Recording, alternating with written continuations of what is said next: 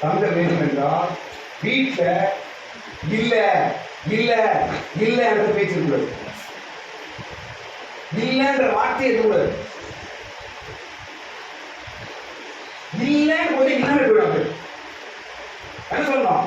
விசுவாசமா கர்த்தர் தருவார், ஜெபிப்போம், தேவன் செய்வார், கிடைக்கும், இப்படி நான் பேசணும். புரியுதுங்களா? இல்ல இல்ல இல்லடா. அந்த இதை என்ன வசனம் படிக்கணும்னா, அந்த விதவையின் வீட்டுல பாத்திரங்களை கொண்டு வந்து எண்ணெய் ஊற்றினே இருக்காங்க அந்த விதவை வீட்டுல. அப்ப அந்த பையன் என்ன சொன்னா, பாத்திரம் இல்லை என்று சொன்னா எண்ணெய் நின்று போயிட்டு. வீட்டுல படிச்சு பாருங்க.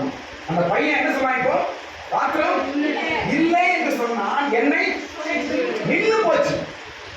இல்லை என்ற வார்த்தை உங்க வீட்டுல பேசுனீங்கன்னா ஆசீர்வாதம் நிற்கும், பண்ணிடும், ஆசீர்வாதம் தான் போயிடும். இல்லை என்ற வார்த்தை இருக்கவே கூடாது. சோத்திரம். என்னம்மா சொல்லிக்கிறாமா, சமாளிச்சு கொடுத்து இல்ல போ. இது பேசணும்னா எந்த சம்பவம் ஆசீர்வாதம்